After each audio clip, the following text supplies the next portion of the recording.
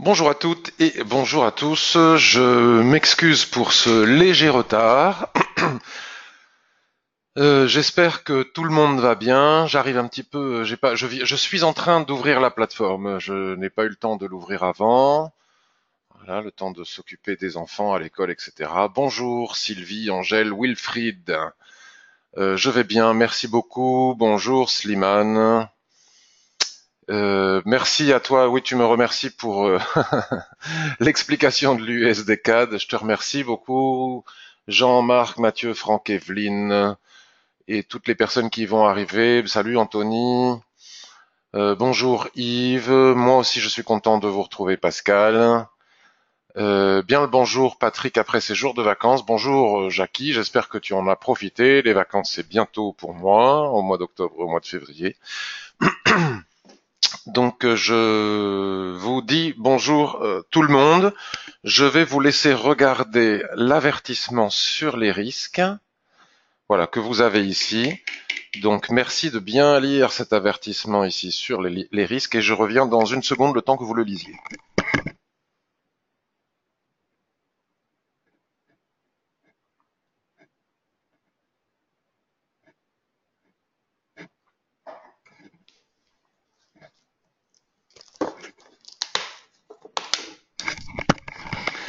Alors, ce matin, je vous propose le programme suivant. Bonjour Bruno, bonjour Massimo, buongiorno d'Italia. Ben écoute, un grand bonjour aussi.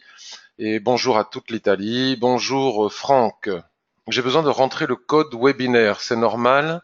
Il reconnaît mon adresse. Non, ce n'est pas normal, Franck. Normalement, il n'y a pas de code. Ça s'ouvre tout seul.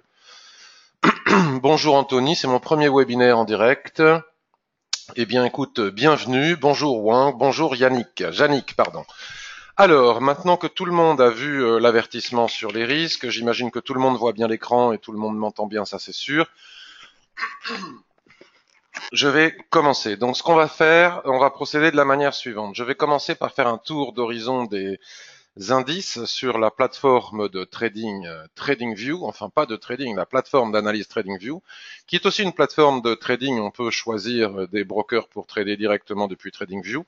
Et puis bientôt, très prochainement, normalement, hein, selon ce qui m'a été dit, nous pourrons aussi trader depuis TradingView avec le courtier FXM. En attendant, c'est une très bonne plateforme pour faire des analyses. Vous avez toutes les analyses, tous les plans des autres personnes. Ici, à droite de l'écran, là où je fais des petits ronds, vous avez des chats privés, vous avez la possibilité de communiquer avec d'autres personnes. Vous voyez, là, j'ai répondu à une personne. Ici, vous avez, si quelqu'un a écrit quelque chose sur l'une de vos idées, ou en tout cas, vous pouvez voir les idées des autres. Je vous conseille les analyses de Monsieur Vincent Gann. Ici, vous avez toutes les personnes qui ont répondu, qui sont d'accord, qui vous suivent, qui commentent voilà. Vous avez aussi le calendrier économique qui s'affiche avec les dates, hein, les choses importantes à savoir, etc., etc. Alors, juste un instant, le temps que je décale ma fenêtre là que vous ne voyez pas, mais j'ai une petite interface qui est en train de me gêner. Voilà, ça y est, j'ai réussi à la décaler. Tac. Et donc, on va commencer avec les indices. Donc, si je le mets à jour sur mon ordinateur et je le mets de temps en temps à jour sur le forum Ishimoku, le forum que vous connaissez tous. Hein. Si vous ne le connaissez pas, je vous montre vite fait, rapidement comment y accéder. Enfin, non, c'est trop tard. J'ai fermé la porte, bon, la fenêtre. Donc, bon, le forum Ishimoku, je publie mon journal avec tous les trades que j'annonce en temps réel sur mon forum. Vous savez que dès que je prends une position, on va dire que 95% de mes positions, je les annonce en temps réel sur le forum. Quand je les annonce pas, c'est soit parce que j'ai pas le temps, soit parce que c'est du très très très très court terme à la limite du scalping, et donc ça, ce n'est pas possible. Et vous pourrez, je vais mettre à jour aujourd'hui, je vais publier le dernier résultat de tous les trades que j'ai annoncés avec le lien. Donc comme ça, les personnes peuvent aller vérifier si oui, c'est vrai que je l'ai annoncé en temps réel avec stop, TP, point d'entrée, etc. pour bien vérifier que ce soit vrai. Parce qu'il est normal qu'en tant que formateur Ishimoku, je trade moi-même avec Ishimoku et que je montre ce que j'ai fait. Donc en ce début de mois d'octobre, on ne peut pas dire que j'ai des résultats flamboyants. Il faudra vérifier, vous pourrez vérifier, on va vérifier ensemble, j'ai pas fait attention, j'y fais pas, c'est pas quelque chose qui m'obsède. je pense que je dois être approximativement à peine plus à 50% de réussite. C'est-à-dire que je gagne à peu près un trade sur deux, donc autrement dit, j'en perds à peu près un sur deux, ce qui n'est pas du tout flamboyant. Il y a des périodes comme ça. Hein. J'ai passé le mois de septembre a été extraordinaire, j'ai pas arrêté d'enchaîner les gains. Le mois d'août et de juillet ont été très moyens, mais toujours en gain. C'est ça qui est important. Ça fait longtemps que je ne finis pas un mois en perte, hein, me semble-t-il. Parce que grâce au money management et au ratio de 2 pour 1, c'est-à-dire que quand j'entre en position, je vise 2 et j'ai un stop de 1 que je mets pas au pif hein, par rapport à un seuil technique et ensuite je vois si c'est possible ou pas, eh bien comme forcément, même si je ne gagne qu'un trade sur 2, forcément je suis gagnant. Donc, encore une fois, pour vous dire que Ishimoku, c'est extraordinaire, c'est super, le chartisme, c'est fantastique, les ceci, cela, les bandes de Bollinger, je ne sais quoi, c'est très très bien si vous voulez, mais rien ne vaut le money management pour être gagnant en bourse. J'ai aussi beaucoup tradé dernièrement, c'est pas dans mes habitudes, mais bon, voilà, ça s'est fait comme ça. Je dois pas être loin d'un trade par jour, c'est pour vous dire si j'ai beaucoup tradé. Au-delà, ça serait de l'overtrading, et quand on fait de l'overtrading, on perd, sauf à être scalper, bien évidemment. Donc, sur le Forex, tout va bien. Sur les indices, j'ai 2 pertes consécutives. Donc, comme je les annonce en temps réel, eh bien, écoutez, je ne peux pas les cacher. Donc, je peux aussi les expliquer, peu importe si je gagne ou si je perds, mais en tout cas, je peux expliquer pourquoi j'ai perdu. Donc, sur le SP500, ici, je suis sur un graphique journalier, daily. Vous voyez que la tendance est parfaitement haussière. Elle s'essouffle, ça fait 1, 2, 3, 4, 5 jours d'affilée que ça baisse. Bon, les acheteurs, je ne suis pas le seul zinzin à continuer à acheter, parce que même si fondamentalement, nous avons une multitude de raisons de penser que ça puisse continuer à baisser, notamment la raison principale qui fait baisser la bourse, les indices et donc les actions dernièrement, c'est l'augmentation des taux sur le marché obligataire. Donc il y a de plus, je vais pas rentrer dans les détails, mais il y a de plus en plus d'investisseurs qui prennent leurs bénéfices sur le marché action et qui se tournent vers les obligations. Ceci dit, l'augmentation des taux à laquelle on assiste n'est en rien extraordinaire. Donc je ne pense pas pour le moment que ce soit un signe profond d'essoufflement. Il fallait bien que ça retrace, donc ça retrace. On ajoute à cela la guerre sino-américaine et autres relations internationales et géopolitiques qui créent une période d'aversion au risque. Donc les vendeurs, bravo. Bravo à toutes les personnes qui ont pris des ventes ici, quoique je demande encore à voir, parce que quand on regarde les mèches qu'il y a sous les chandeliers, c'est là où je dis que je ne suis pas le seul zinzin à acheter, parce que techniquement, là où j'ai acheté, c'était tout à fait viable. Donc les personnes me parlent de oui, mais tu n'as pas vu les divergences. Ben, des divergences, il y en a, regardez, il y a une divergence ici, il y a des divergences ici, il y en a tout le temps des divergences. C'est pas parce qu'il y a des divergences que ça va forcément baisser. Vous savez aussi qu'il y a des personnes que lorsque le marché monte, il y a aussi des analystes qui sont connus pour ça. Lorsque le marché monte, ils n'ont qu'une obsession, c'est de baisser. Et ils n'ont qu'un discours en bouche, c'est de dire ça va baisser, c'est la cata, c'est une bulle, c'est une bulle, c'est une bulle. Donc ils nous disent ça depuis à peu près 3, 4, 5, 6 ans. Par période, il y a des corrections comme ça, et vous observerez sur les réseaux sociaux qu'à chaque fois qu'on assiste à une correction, ces personnes sont super contentes parce que ça leur permet d'avoir raison de temps en temps. Et c'est très très bien si elles l'ont tradé, mais il faut aussi ne pas oublier que ces personnes, elles vendent, c'est ce qu'on appelle les permabires, elles vendent en permanence même quand ça monte. Et la réalité, c'est que ça ne fait que monter. Donc de temps en temps, elles attrapent une correction comme ça et c'est très très bien. Ceci étant dit, techniquement, lorsque j'ai acheté ici le SP500, je n'ai aucun regret de l'avoir fait. Peut-être que le timing n'était pas bon et que je l'ai fait à un moment donné où ça baissait fort, mais j'ai acheté la messe ici. Je ne sais pas comment réduire la taille de ma croix ici. C'est énorme. Euh, c'est énorme, mais je ne sais pas comment la réduire. Donc écoutez, on va faire avec. J'ai dû appuyer sur un bouton qui l'a. Donc quand je vais sur croix, attendez, parce que je voudrais pas perdre trop de temps. Croix, tac, j'ai la croix et ça ne me donne pas la possibilité de réduire sa taille. Donc montrer la ligne, dernière valeur, montrer l'étiquette, on va pas y passer la matinée. Bon, je ne sais pas où c'est. Donc écoutez, on va faire avec la grosse croix et puis j'ai pas le temps d'aller regarder Oui, on va y revenir, Anthony, à la correction monstrueuse sur le dos. En pips, c'est monstrueux, mais en question de tendance, c'est absolument pas monstrueux. Les montées aussi sont monstrueuses. C'est juste que ce sont des actifs qui sont extrêmement volatiles. Ce n'est que mon point de vue. Euh, donc ici, j'ai perdu ce trade, vous voyez, puisque la mèche, finalement, c'était un superbe signal d'achat. Cette mèche sur la Kijun dans le sens de la tendance qui s'entrelace avec la droite de tendance, c'est quelque chose qu'il a été possible de faire une multitude de fois par le passé et qui, cette fois, n'a pas été gagnant parce que finalement, les vendeurs ont gagné la partie et le support ici que j'ai acheté a été enfoncé par les vendeurs et donc j'ai perdu le trade, tout simplement 1% de mon capital. Ceci dit, les acheteurs sont toujours présents, hein. Regardez ce doji, regardez ces mèches indiquent que la bataille est quand même très forte, que les vendeurs ont la main pour le moment, et c'est comme ça qu'arrivent parfois les grosses corrections. Bon, je ne parlerai pas de crack, mais en général c'est comme ça. Il y a des acheteurs qui rachètent dans la tendance, et puis finalement on s'enfonce, et au fur et à mesure où on s'enfonce, les gens prennent. En plus, j'ai même plus la ligne des prix. Excusez-moi, je comprends pas pourquoi j'ai pas la ligne des prix. Je ne sais pas pourquoi mon graphique qui s'est mis comme ça, montrer la ligne, est-ce que c'est ici? Je ne sais pas. Ah oui, voilà, ça, c'est bon. Et donc voilà. Donc ceci étant dit, maintenant, si on passe sur un graphique weekly, si on passe sur un graphique weekly, on se met, voilà. Le surachat était tel, c'est-à-dire que la montée, la poussée était tellement phénoménale qu'il faut bien qu'à un moment donné, il y ait correction. Donc je savais, en achetant la Kijun Daily ici, que la possibilité d'une correction supplémentaire était importante, mais mon analyse technique me semblait correcte, donc j'ai acheté et j'ai perdu le trade.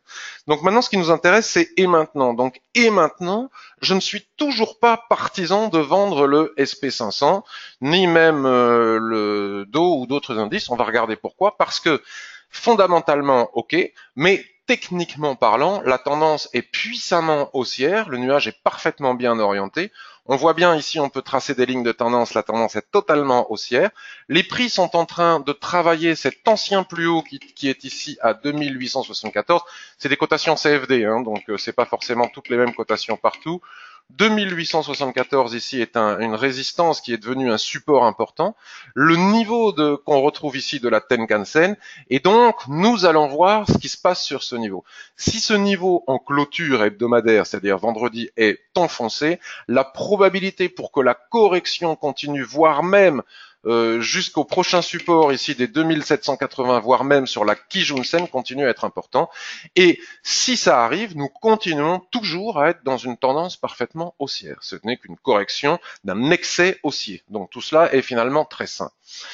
Donc pour le moment, je ne vais pas me réamuser à acheter. J'ai perdu 2 fois de suite. Bon, ben, ça y est, ça m'a calmé. Donc je vais attendre et voir. Éventuellement, je pourrais trader en intraday, mais en swing trading, je ne vais pas tenter de nouveaux achats. Je vais attendre de voir comment réagit le marché sur les supports actuels. Si on bascule sur le Dow Jones, alors nous allons, toujours le CFD, basculer sur un graphique daily.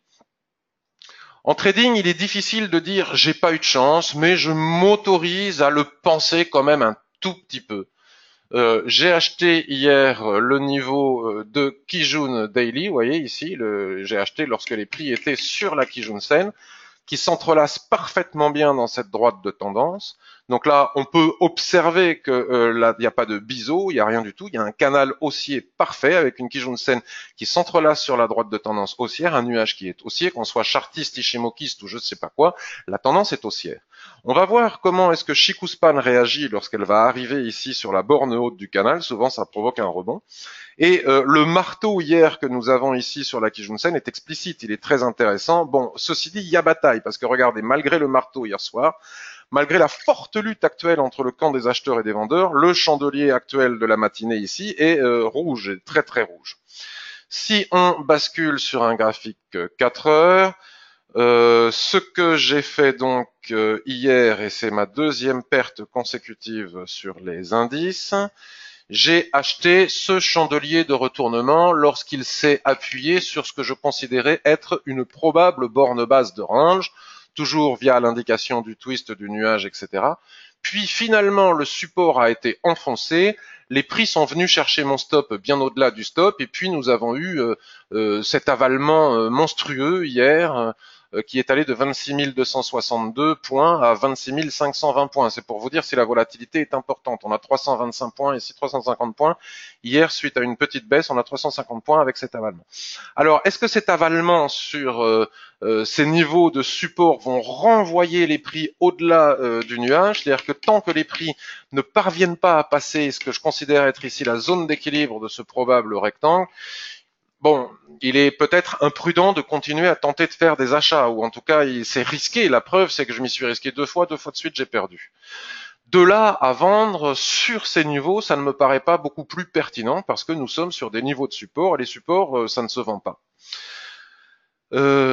Si je regarde maintenant ce graphique sur une unité de temps hebdomadaire, c'est-à-dire que moi je ne suis ni pour les acheteurs ni pour les vendeurs, parce que dans ces moments-là, il y a toujours une guéguerre, c'est-à-dire que il y a tellement d'analystes qui passent leur vie à nous dire que c'est baissier alors que ça ne fait que monter, que lorsque les baisses arrivent, ils sont satisfaits, ce qui est tout à fait normal et je les comprends parfaitement et je les félicite aussi.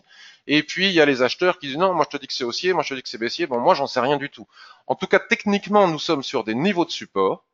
Nous avons des chandeliers ici qui sont explicitement baissiers, c'est-à-dire que ça, c'est pas une couverture en nuage noir, mais ce doji ici et cet autre chandelier ici sont quand même des signaux d'alerte forts qui nous indiquent qu'une correction supplémentaire est possible. Et si cette correction devait arriver, nous arriverions sur la Tenkan-sen, qui est le premier niveau de support en tendance de l'indicateur Ishimoku. Autrement dit, sous les prix, c'est le niveau de support le plus faible. Donc, autrement dit, la tendance ne serait même pas toujours remise en question. Mais l'excès haussier était tel que les corrections sont importantes. Mais pour le moment, on ne peut pas parler d'inversion de tendance. Donc j'ai pas de signaux ici et maintenant en swing trading, j'ai pas de plan de trading si ce n'est attendre. Donc cela me permet quand même d'aller regarder un petit peu le DAX parce que je sais que il y a beaucoup de personnes dans le monde du trading particulier qui aiment trader le DAX. Là je suis sur daily. Bon ben là ça saute aux yeux. Qu'est-ce que nous pouvons voir ici et maintenant sur le graphique daily? Nous pouvons voir que les prix sont sur support. Donc on va prendre une ligne de tendance, une ligne horizontale, comme ça, et on va marquer le support. Alors, c'est pas un support Ishimoku, et c'est un support des prix qui a été travaillé par le passé, ici, qui a été légèrement enfoncé ici, puis finalement qui a été repris, puis finalement les vendeurs ont essayé de le réenfoncer, puis ça a été repris, et ce niveau de support n'a pas été franchi. Regardez, on le retrouve ici, ce niveau de support, sur le daily. Donc, ce niveau de support n'a pas été enfoncé depuis la hausse précédente, donc c'est un niveau extrêmement important. Donc, c'est tendu. 11 900 points, on va dire. Les 11 900 points sont vraiment un niveau de support extrêmement important pour le swing trading. Si on venait à passer sous ce niveau en intraday, nous pourrions aller chercher le niveau de clôture qui se trouve ici, 11 841, 11 700, on va dire 11 800 points. Après, pour savoir où aller, si il faut basculer pour du trading de plus long terme, il convient de basculer sur une unité de temps plus importante. Et ici, nous tombons sur le graphique hebdomadaire. Nous avons un nuage qui est parfaitement à plat, avec une SSB parfaitement à plat, alignée elle-même à un plat qui jaune. Donc ici, il n'y a pas de doute sur le fait qu'il y a une zone de dérive latérale que nous pourrions matérialiser par ce rectangle. Donc, vous voyez, en daily, enfin sur le graphique que nous venons de voir, on parlait des 11 757 ici. Donc la probabilité ici, nous avons un signal de vente qui pourrait être tout à fait intéressant, c'est-à-dire mais avec précaution parce que la chose est très volatile, donc c'est pas si simple.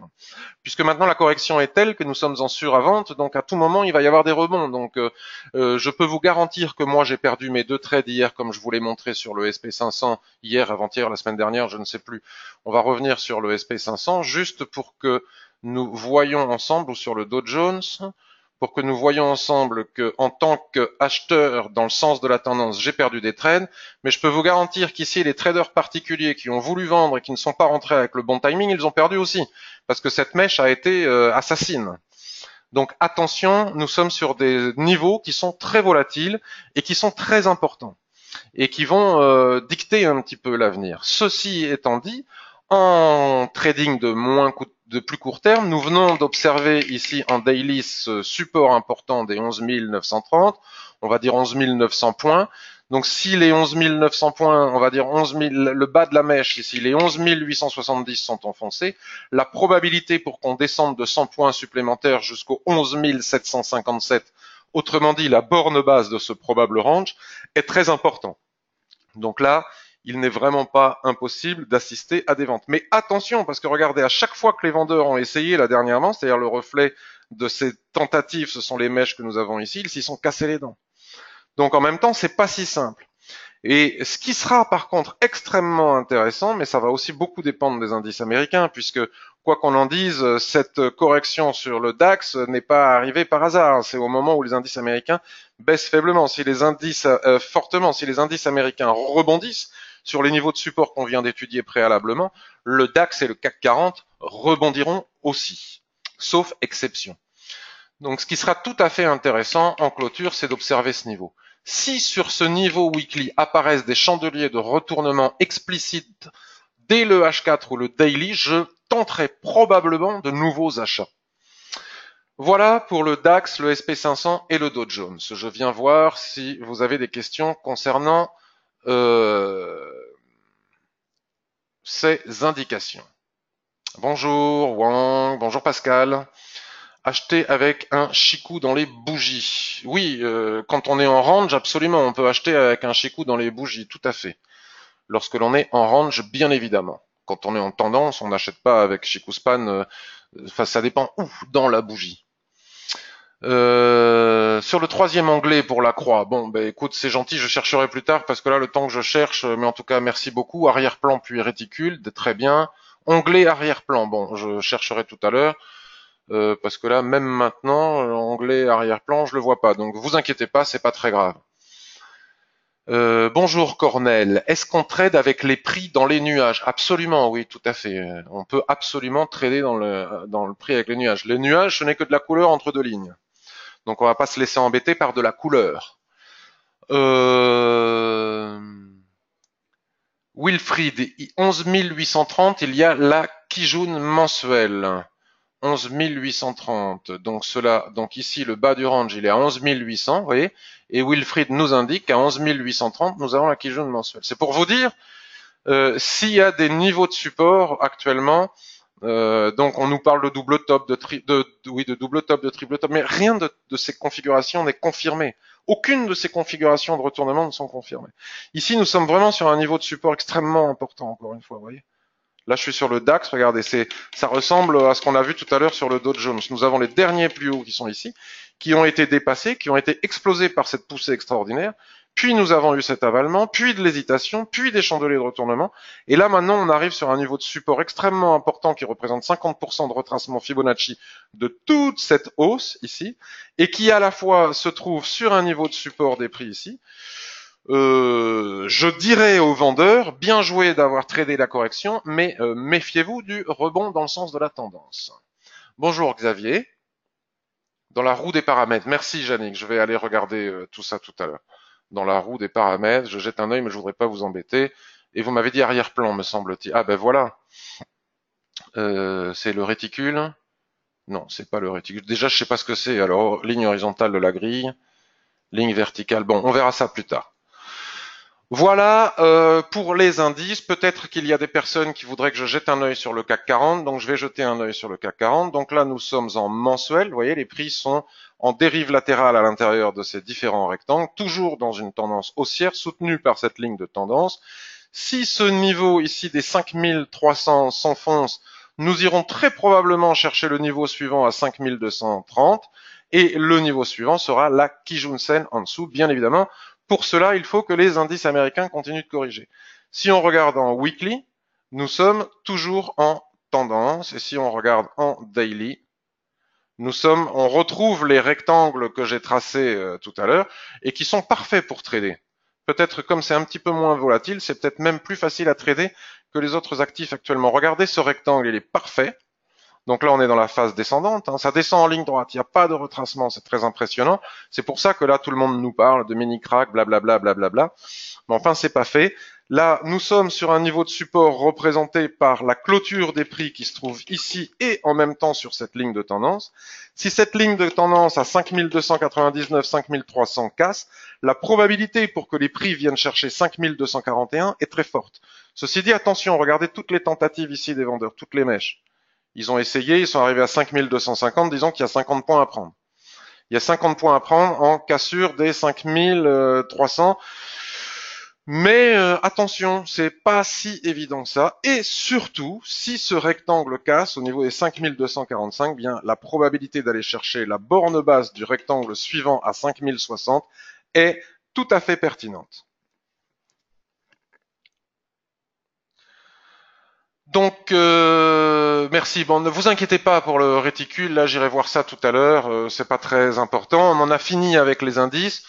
Pour le moment, moi, je vais les mettre un petit peu de côté. Je ne dis pas que je vais pas les trader à court terme, hein, à moyen terme, à partir de graphiques M15 ou M5, mais pour mes tentatives de swing, mon idée est toujours la même, c'est-à-dire que je rêve de ne faire ce que je n'ai pas réussi à faire jusqu'à présent, c'est-à-dire à rentrer dans la tendance. Par exemple, ici, comme j'ai tenté, c'est ça que j'ai tenté de faire 2 fois.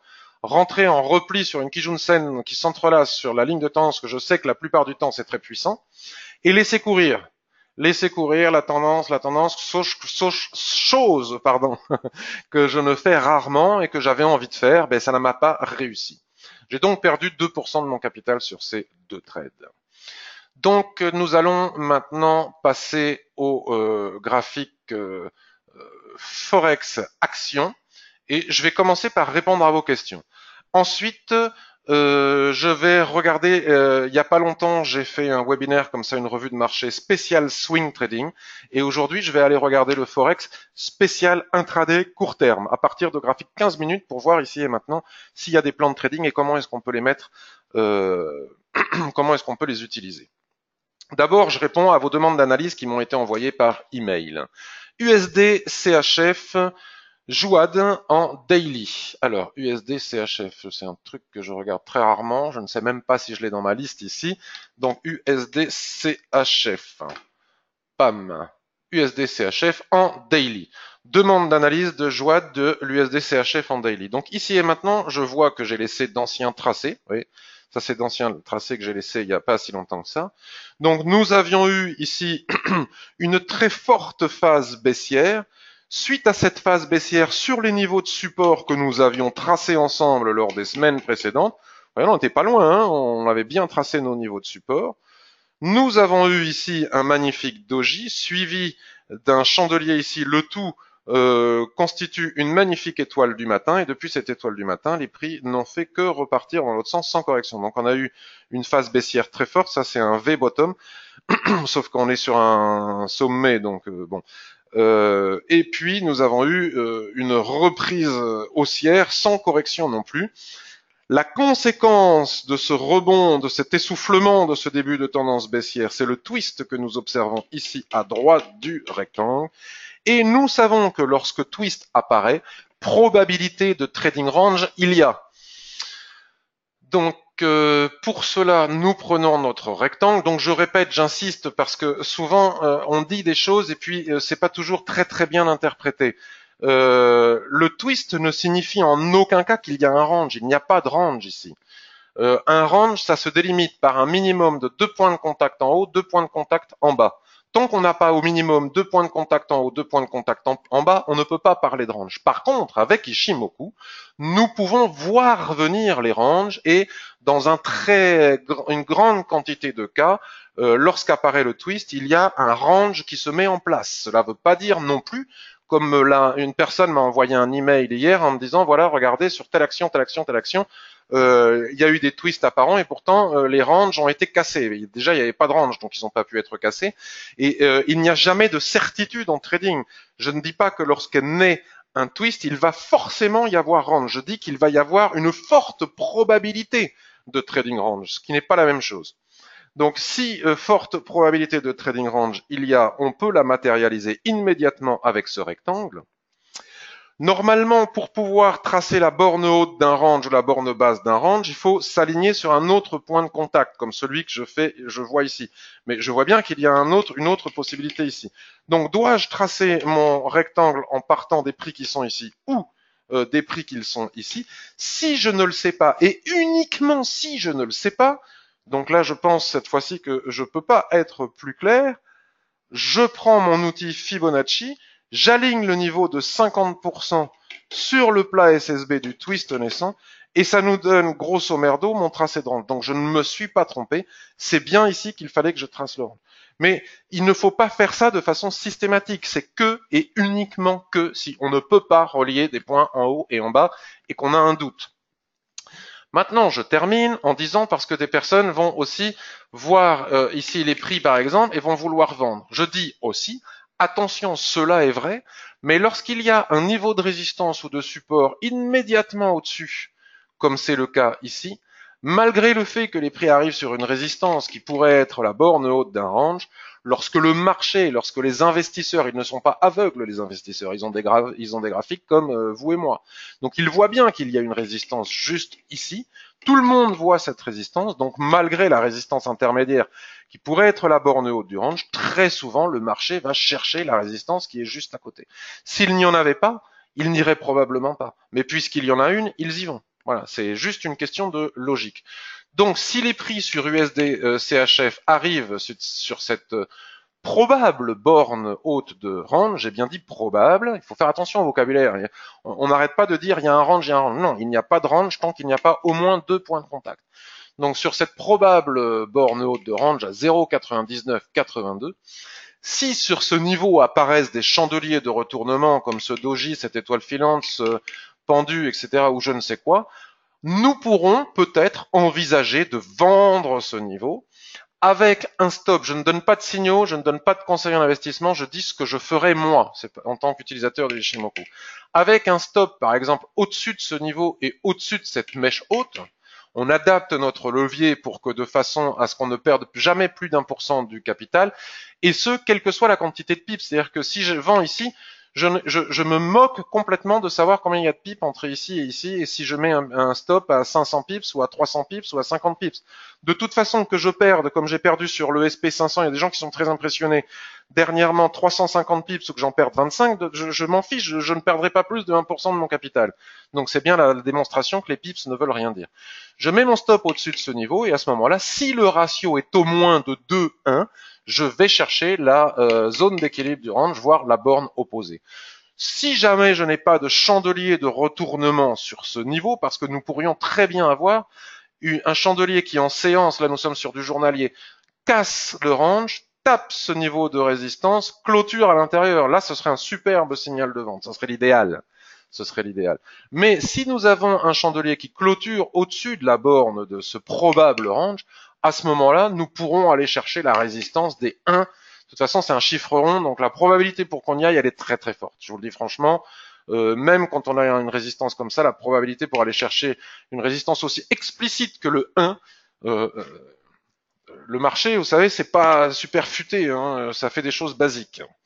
Donc voilà Joad pour USD CHF. Donc entre-temps, si en intraday on casse les 0,9960, nous avons un signal d'achat pour aller chercher les 0,9920. Il y a 20 points à prendre ici. Et 20 points, c'est pareil que 300 points. Hein. Si on a un stop de 10 points, je dis ça au hasard, hein, mais qui vaut 1% de notre capital, qu'on ait gagné 20 points ou qu'on ait gagné 450, à l'arrivée, on ne gagne que 2%. Donc voilà. Il n'y a aucune fierté à gagner beaucoup de pips. Thibaut nous demande l'action Accor. Donc on va aller regarder l'action Accor. Euronext Paris en weekly. Thibaut demande weekly. Il y a un twist. Alors nous allons aller voir. Bravo. Il y a parfaitement un twist qui est apparu en weekly. Ensuite, Thibaut me dit range entre 48,60 et 41,80. Donc on va voir ça. On va essayer de le tracer. Hop. Là. Ouais, bon. Voyons voir. Donc moi je le trace. Alors attends. Donc là, encore une fois, on n'a pas de point de contact. On n'a pas de point en haut. Nous n'avons donc pas de range. Mais nous avons une forte probabilité de range. Donc je mets mon niveau de 50%. Vous voyez, là j'ai pas été pertinent. Parce que je vois les supports. Moi je regarde les supports. Donc là on sera dans une configuration similaire. Le range, il est difficile. La borne basse, elle est difficile à tracer pour le moment. Mais de toute façon, tant qu'on n'y est pas, on s'en moque un peu. On verra bien lorsque les prix y arriveront. La probabilité pour que les prix, s'ils arrivent sur ce niveau, aillent chercher le support qui est juste en dessous, encore une fois, est importante. Donc nous avons un range ici. Donc dans les ranges, on peut trader aussi. Si on n'a pas vendu en haut ou si on n'a pas vendu en bas, Thibaut, on peut trader à l'intérieur du range. Donc accord. Bon, moi j'aime pas trader les actions d'une part, et les très rares fois où je trade les actions, je n'aime pas les trader à découvert. Donc si les prix cassent ici les 41,30, je n'irai pas chercher les 39,22 à découvert. Je préférerais attendre que les prix viennent chercher sur ce niveau pour éventuellement acheter.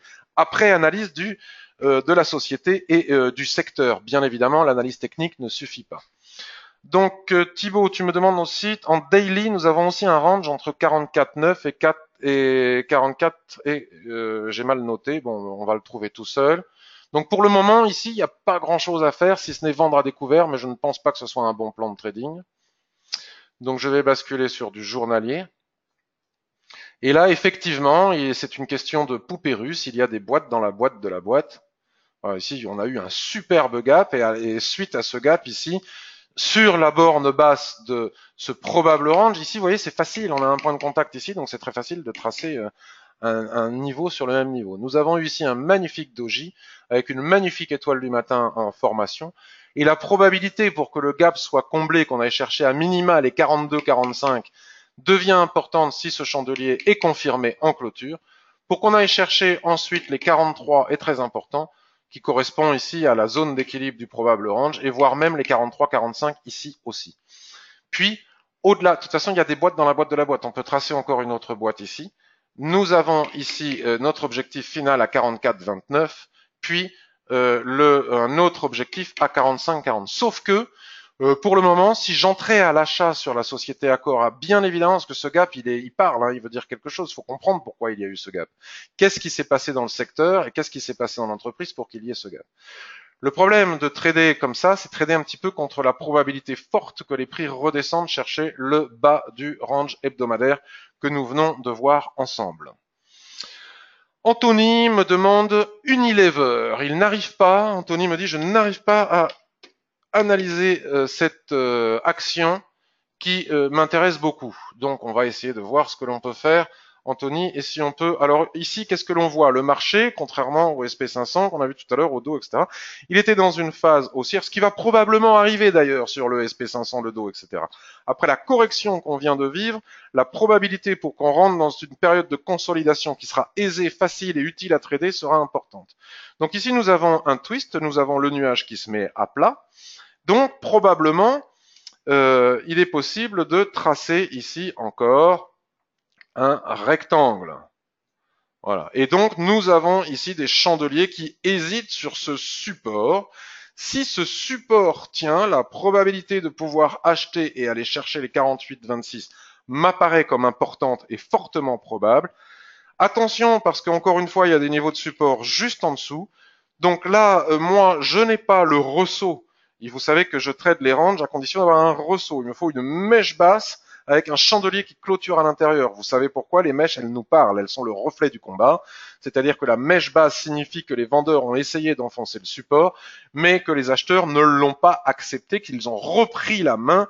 Donc les vendeurs, suite à leur tentative, constatent qu'ils n'ont pas réussi à casser le support, donc ils sortent de position, il n'y a plus que des acheteurs, et c'est la raison pour laquelle on rebondit sur les bornes comme ça. Mais pour cela, il faut qu'il y ait ressaut, et pour le moment, il n'y a pas eu ressaut si je m'aligne aux prix de clôture qui sont ici ou ici.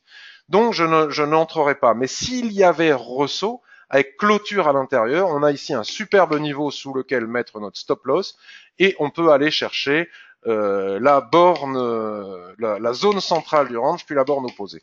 Voilà pour Unilever. Sylvie me demande USD Yen.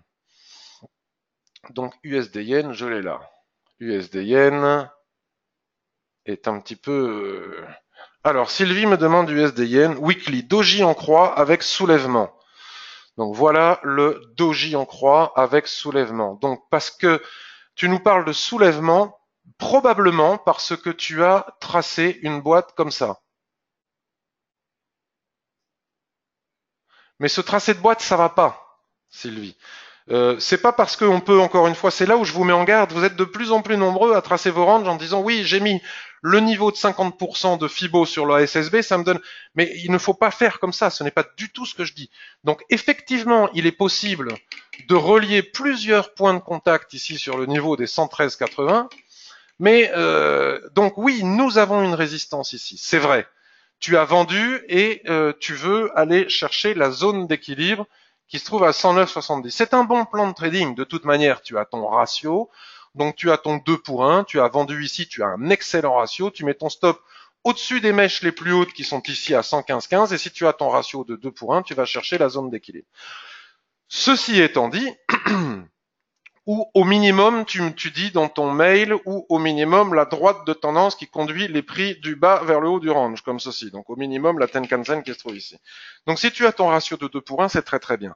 Moi, je ne l'ai pas fait, c'est magnifique, c'est très joli et je comprends tout à fait. Parce qu'encore une fois, je pense que nous avons cette boîte intermédiaire et il y a des niveaux de résistance juste au-dessus. Je connais l'USD-Yen et je vois mal ce qui pourrait empêcher le marché d'aller chercher le niveau des 115. C'est sur le mensuel que nous avons les réponses. Nous avons aussi une banque centrale qui fait tout pour faire baisser le yen. Donc c'est un petit peu tradé contre la banque centrale sur un niveau que je comprends parfaitement et auquel j'adhère, mais je n'entre pas en position parce que moi je pense que le marché devrait aller chercher le niveau des 115 qui se trouve ici, et puis ensuite probablement le niveau des 118 que nous avons au-dessus. Si jamais on casse ici et qu'on va chercher les 115, je pense que les 118 sont en ligne de mire. C'est mon plan, c'est ma vision des choses. Pour cela, je bascule sur le graphique mensuel. En basculant sur le graphique mensuel, je trouve ici un plat SSB, tac, je le marque. Et juste au-dessus, je trouve un autre plat SSB, tac, je le marque. Et qu'est-ce que j'ai au-dessus? Qu'est-ce que j'ai au-dessus? J'ai plus grand-chose jusqu'à ce plat qui jaune qui est à gauche de mon écran et le plat SSA qui est ici. Tac. Je reviens sur mon graphique journalier. Nous étions sur weekly, mais là je vais revenir sur mon graphique journalier et je vois que tous les niveaux sont parfaitement respectés. Tu vois, tous les niveaux sont respectés. Donc là, nous avons une forte poussée qui a conduit les prix jusqu'au 114,50, un probable retracement sur la Kijun-sen ici, ce qui finalement te ferait gagner ton trade. Moi, je prendrais les bénéfices ici, ou alors peut-être qu'on va enfoncer, qu'on va aller à la zone d'équilibre. Tu as tout à fait raison de rester en position, étant donné que ton plan est bon et que tu as un bon plan de ratio. Peu importe d'avoir raison ou tort, l'important est d'avoir un bon ratio. Mais si le niveau des 114,50 est cassé ici, tous les SSB mensuels que j'ai tracés sont parfaitement bien. Vous voyez la puissance de l'Ishimoku. Hein, tous les niveaux que j'ai tracés sur les mensuels sont respectés au point près. Donc la cassure des 114,50 engendre, selon moi, un objectif à 115,50. Très clairement, on le connaît par cœur ce niveau, et au-dessus on a les 117, les 118, etc. Donc ton plan est bon, mais voilà la raison pour laquelle je ne t'ai pas suivi. Et Sylvie me demande aussi, puis ça sera la dernière question au niveau des années, je vais aller voir ensuite vos questions, puis je ferai un tour de marché intraday sur le Forex. Lagardère. Euronext. Donc Lagardère, on l'avait déjà... Ah ben c'est très joli ça. Donc ça doit être ça que tu me dis. Lagardère, repli sur la Kijun Daily, est-ce un signal? C'est un signal potentiel, oui. Comme je l'ai fait sur le SP500. Maintenant, ce n'est pas parce que c'est un potentiel signal que ça va forcément marcher. Mais le trading est une question de probabilité, pas de certitude. Mais oui, c'est un repli dans le sens de la tendance. D'accord? Alors bon, ça biseaute légèrement, mais bon. Donc Lagardère, après étude de la société, après étude du secteur, si nous pensons que cette étude fondamentale est haussière, techniquement, nous avons un potentiel signal haussier qui consiste à un retracement sur un plat qui jaune, autrement dit 50% de retracement de Fibonacci. Maintenant, pour le valider ce potentiel signal, nous allons, la Chikuspan est libre de tout obstacle, nous allons, dans le sens de la tendance, c'est important, hein, pas comme orange comme on le voyait tout à l'heure, nous allons regarder un graphique hebdomadaire pour valider ou pas ce potentiel signal que nous avons ici sur le daily. Donc ce que l'on va faire, ah oui, mais ce que je trace sur les unités de temps inférieures avec ProRealTime n'apparaît pas sur les unités de temps supérieur. C'est un petit problème. 25,75. La Kijun-sen est à 25,75. On ne peut pas parler de chandelier de retournement explicite, hein, malgré ce marteau inversé. Un marteau inversé, c'est pas bon. Ce chandelier, voilà, on a des mèches qui tapent la Kijun-sen ici, mais on ne peut pas parler de chandelier de retournement pour le moment. Donc on a dit 25,75. Donc nous allons basculer sur le graphique l'unité de temps immédiatement supérieure, le graphique hebdomadaire 25,75. Bon, 25, 75, je vais prendre l'un et je vais tracer. En général, on la retrouve hein, sur les unités de temps 25, 75. Voilà, c'est le plat qui jaune qui est ici. Et le plat Kijun qui est ici, en extension, nous donne les 25,75. Alors là, c'est plus compliqué. C'est plus compliqué, mais nous sommes dans une dérive latérale. Regardez, encore une fois, un twist du nuage, SSB qui est à plat, donc tendance daily. La tendance daily, c'est qui, c'est quoi? La tendance daily n'est rien d'autre que la tendance qui nous conduit du bas vers le haut de la dérive latérale. Le problème avec ce type de situation, c'est que nous avons fait des mèches ici à 26,81 qui sont tout de même très proches de la résistance du range.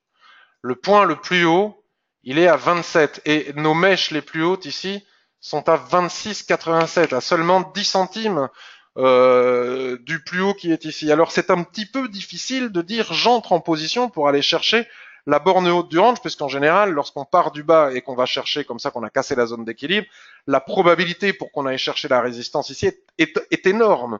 Mais à 10 centimes près ou à 10 points près, allez savoir si le marché va encore avoir la force de s'appuyer sur la Kijun-sen ici, dans la tendance qui conduit du bas vers le haut du range pour aller vers chercher les 27.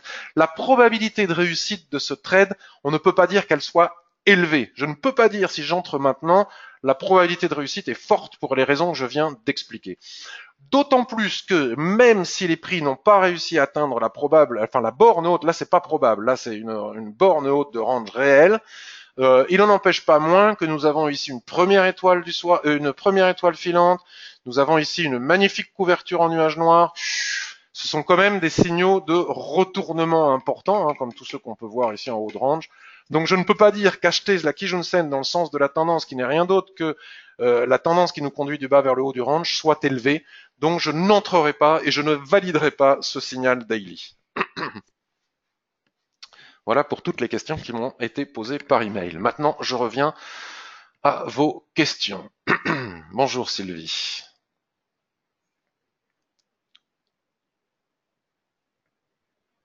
Est-ce que sur l'US 30, le stop n'était pas trop serré? Probablement, possible. Certainement qu'il était trop serré. En même temps, plus bas m'apparaissait comme... bon, voilà, oui, s'il n'avait pas été trop serré, il n'aurait pas été atteint. Donc la réponse, elle est, il faut se baser sur la réalité. Si mon stop a été touché avant que ça rebondisse, c'est que oui, effectivement, il était trop serré. TradingView ou PRT pour travailler les actions, j'avoue être perdu. Mais ce sont deux choses complètement différentes, Rémi. TradingView, c'est une plateforme d'analyse technique avec laquelle je regarde les CFD, mais avec laquelle tu peux aussi regarder les actions. Mais tu ne peux pas trader pour le moment avec TradingView et enfin si avec certains courtiers, mais que je ne suis pas sûr d'apprécier énormément. Mais bientôt il y aura un courtier qui me semble être un bon courtier, FXM, avec lequel il sera possible de trader sur TradingView, mais FXM ne propose pas les actions. Alors qu'avec PRT, on peut trader les actions. Et ce qu'il faut savoir aussi, c'est que les actions que tu trouves sur la plupart des courtiers avec lesquels on peut trader sur TradingView, ce sont des CFD, ça n'a rien à voir. Ici, nous sommes sur le marché réel des actions. Donc, si tu veux trader les actions, les vraies, c'est sur, entre autres, tu peux le faire avec PRT, Boursorama, je sais pas quoi. Ce sont deux choses totalement différentes.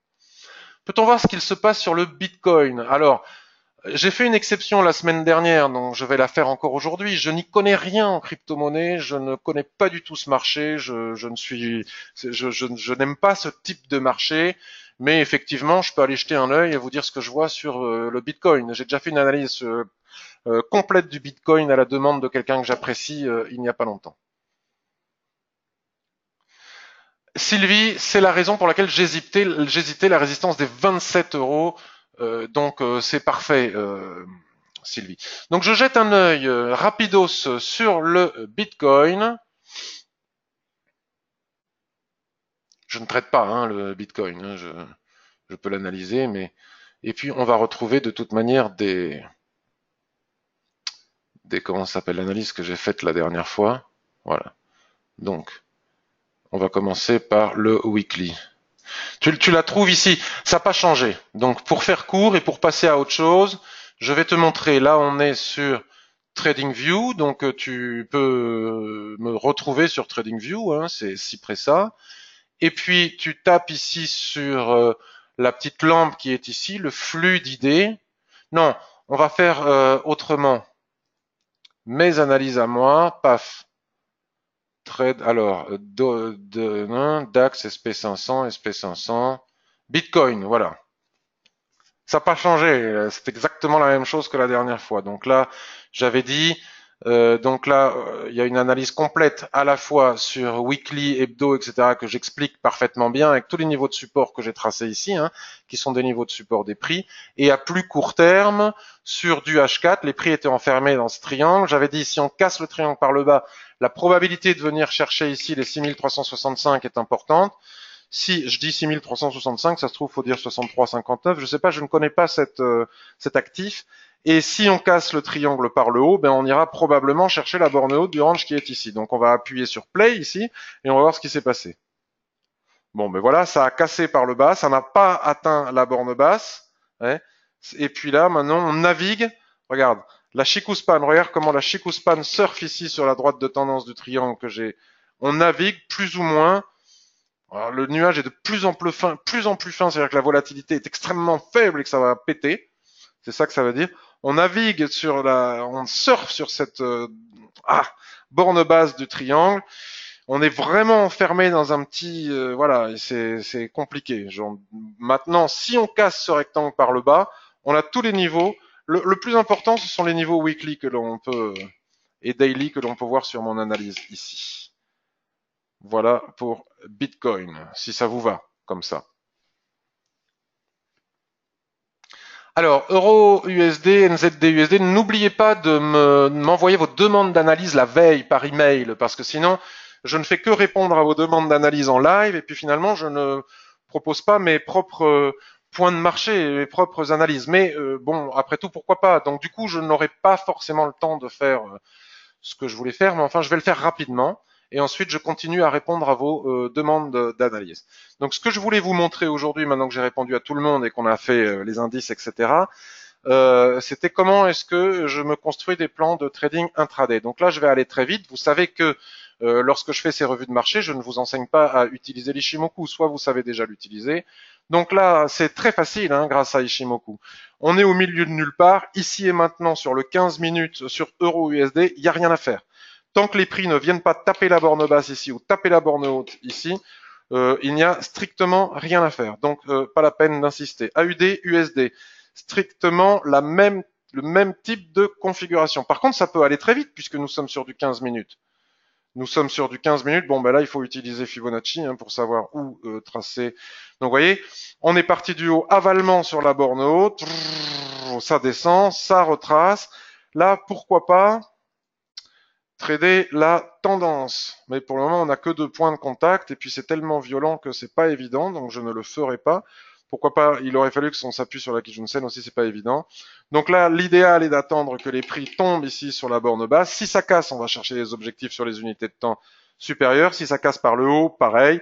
Si par contre, nous avons des ressauts avec des chandeliers de retournement, nous pouvons acheter ou vendre les bornes du rectangle. NZD, USD, en M15, bon ben on a strictement le même type de configuration, c'est pas la peine. GBP USD, ça se traite pas, hein, c'est interdit actuellement avec le Brexit ou alors au risque et péril. Voilà, USD Yen on a regardé. GBP Yen, je vais à toute vitesse, j'essaie de voir si je vois quelque chose à faire là, ici, tout de suite et maintenant. Alors GBP Yen, j'aime pas le trader à cause des raisons que je viens de dire, mais autrement, il y aurait peut-être quelque chose à faire ici. C'est-à-dire que les prix ont accéléré violemment, ont cassé toute cette zone d'équilibre, ils ont cassé le support qui est ici, donc la probabilité pour qu'ils viennent chercher le dernier support qui se trouve ici est importante. Donc après repli, pourquoi pas en 5 minutes par exemple, donc je vais basculer sur un graphique 5 minutes. Voilà. Si les prix, bon la Kijun-sen va baisser, si les prix se replient sur la Kijun-sen et dessinent des signes de retournement sur la Kijun-sen, à ce moment-là, nous pourrions entrer éventuellement à la vente pour aller chercher le bas du range, mais trader la livre est périlleux. NZD Yen, bon ben voilà, si on casse le support ici des 72 et des poussières, ben on va chercher un autre support ici, mais il n'y a pas grand-chose à faire. USD CAD, qu'est-ce qu'il nous raconte USD CAD, il rentre dans une phase tendancielle, l'USD CAD. Alors voyons voir. avec tous les risques que comporte le fait de trader le pétrole. Il rentre dans une phase tendancielle. Est-ce qu'il est possible de s'appuyer sur la Kijun-sen ici? Il est quelle heure? 10h59. Donc dans une minute. Donc on va regarder. Ouais, bon, pour aller chercher la Kijun qui est juste au-dessus, c'est pas bon. Ce n'est pas validé. Donc là, tout de suite, je ne vois rien. J'avais l'ambition d'essayer de trouver une position à prendre en intraday, rentrer en position en live, mais s'il n'y a rien, il n'y a rien. Qu'est-ce que vous voulez que je vous dise? Alors sur le DAX, là je suis sur les futurs. En 15 minutes ici, il n'y a rien à faire. Sur le Dow Jones. Ah, alors attendez, là, why not? Je vais retourner chercher mon Trading View. Non, c'est pas celui-là. On va pas faire les futurs parce que peu de monde. Moi j'ai des futurs, mais donc là, j'ai dit US30. Après, je réponds à vos deux dernières questions. US30, voilà. Tac, je bascule sur du 15 minutes. Je vais nettoyer un petit peu toutes les choses là que j'ai tracées par le passé. On va faire le ménage. Voilà. Nous avons un twist naissant ici. Ouais, non, on ne peut pas rentrer tout de suite parce que c'est un peu tard. L'avalement en haut. Alors là, c'est un mini range, c'est compliqué, hein. Bon, il faut voir. Si jamais on considère que c'est haussier, mince. Bon, vous avez vu ici, sur les 26 412 points, pourquoi pas rentrer à l'achat pour aller chercher les 26 525 points. Mais attention, c'est plutôt baissier. Bon, voilà, vos dernières demandes d'analyse. Est-ce que tu peux analyser euro-USD? Le prix est proche de la Kijun en mensuel. Alors, on va faire l'USD swing. Euro-USD. Les prix sont proches hebdomadaire. Commencer par l'hebdomadaire. Voilà. Donc, Evelyne, est-ce que tu es toujours là? Et si tu es toujours là, est-ce que tu es toujours en position? Il y a Evelyne qui a payé ici un superbe signal d'achat. Les prix n'ont pas réussi, presque, mais ils n'ont pas réussi à aller chercher la zone d'équilibre. Ils retracent, ils retracent, ils retracent. Ils vont probablement revenir tester à nouveau cette borne basse de range qui est ici. Là, ici et maintenant, nous sommes sur support ici. Oui, on a bien un niveau de résistance ici, vous le voyez. Niveau de résistance des prix. Bon, là, c'est pas flagrant. Les petites mèches. Voilà, là, nous sommes sur un niveau de support. Si ce niveau des 1,1450 casse, la probabilité pour qu'on aille chercher 1,1380 est très forte. En mensuel, les prix sont sur la Kijun-sen. Ils sont sur la Kijun-sen dans une phase parfaitement baissière. Dans une phase baissière, est-ce qu'ils vont se replier ici pour repartir? Moi, c'est ce que je pense, hein, qu'on peut retourner chercher les 1,20. J'ai pas changé d'avis. Donc les 1,1445, c'est vraiment un niveau important. 1,1445, c'est les niveaux sur lesquels on est. Vous voyez, tout se tient. 1,1480, 1,1370. Là, on est dans une zone de support important. Je pense que si les prix reviennent chercher les 1,1366 ici, la borne que nous avons tracée ici, je rejoindrai Evelyne et je tenterai un achat. Si ça casse, le prochain support, il est explicite, il est à 1,1215 ici. Et on n'oublie pas la boîte précédente dont j'ai parlé pendant des mois et des mois et des mois qui se trouve ici. Vous voyez, c'est vraiment... c'est pour ça que la Kijun est venue se coucher sur ce niveau. C'est vraiment un niveau de support important, hein, avec une zone là où on avait eu un excès, je me rappelle plus ce qui s'était passé, on avait eu un excès qui avait amené les prix au-delà de ce niveau. Mais nous, on est quand même sur une zone de support important. Alors c'est délicat d'acheter ici tout de suite maintenant la Kijun-sen mensuelle. D'une part, nous ne sommes qu'au début du mois. Et deuxièmement, en sachant qu'il y a un support à quelques points en dessous. Mais ce niveau pourrait tout à fait m'intéresser pour un achat.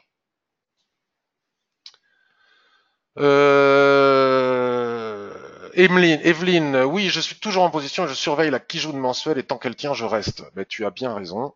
Moi, je dirais que tant que les 1,1320 tiennent, il n'y a pas de raison de sortir. Mais c'est long, hein, ça demande une patience phénoménale. Et pour terminer, on m'a demandé... Qui est-ce qui m'a demandé? NZD, USD, me semble-t-il. Le CAC 40, on en a parlé. Qui est-ce qui m'a demandé? Ibrahim. NZD, USD. NZD-USD, je l'ai pas fait. NZD-USD, c'est intéressant.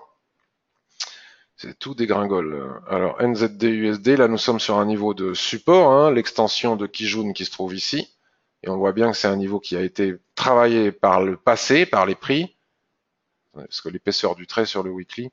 Et juste en dessous, on a ce niveau de support qui se trouve ici. On va matérialiser la Tenkan-sen. Et qu'est-ce qu'on a au-dessus? Au-dessus, nous avons un niveau de résistance qui se trouve ici, un autre niveau de résistance qui se trouve ici. Alors après, je ne sais pas si tu veux faire de l'intraday, si tu veux faire du swing trading. Et donc maintenant que nous avons tous nos tracés, on voit qu'ils sont parfaits. Hein, ils sont parfaits nos tracés parce que c'est exactement là où réagissent les prix. Hein. Et puis il y a des espaces de trading. Donc là, nous avons probablement sur les unités de temps plus courtes, nous avons une dérive latérale. Donc en intraday, si les 0,6450 cassent, la probabilité d'aller chercher 0,6472 est très forte, puis 0,65 aussi. Et si on casse par le bas, attention aux mèches, hein, si on casse par le bas, il faudra se méfier ici des 0,6420. Si on casse par le bas, au-delà des 0,6420, la probabilité d'aller chercher 0,6410, 0,64 est très forte, puis 0,64. En swing trading, alors je vais basculer sur du 15 minutes pour voir mon rectangle. Vous voyez le rectangle que je viens de tracer sur des unités de temps supérieures, je l'affine hein, parce qu'il tient, je le retrouve ici, vous voyez, il est bien tracé. Et je dis, il faut faire attention aux mèches. Vous voyez, les mèches que je viens de signaler sur le graphique 4 heures, vous les trouvez ici. D'accord? Donc là, dégringolade, repli sur la Kijun-sen. Probablement qu'ici, sur la Kijun-sen, il ne serait pas complètement stupide d'envisager une vente pour venir chercher les 0,6426. Sous les 0,6426, on a les objectifs qu'on a tracés, et au-dessus, on a les objectifs qu'on a tracés. C'est d'ailleurs là où on est venu chercher la mèche. Maintenant, pour du swing trading, est-ce qu'on peut rentrer actuellement ici et maintenant sur les supports que l'on voit sur le weekly? C'est difficile à savoir tant qu'on n'a pas des chandeliers de retournement explicites. C'est pour ça que je bascule maintenant sur un graphique mensuel pour essayer de trouver une bonne raison qui m'ouvrirait la porte à une forte probabilité de réussite si j'achète. Bon, ben déjà, il faut attendre que les prix viennent chercher les 0,6335. Il y a de l'espace hein, avant d'acheter. Il y a de l'espace ici jusqu'au 0,6350.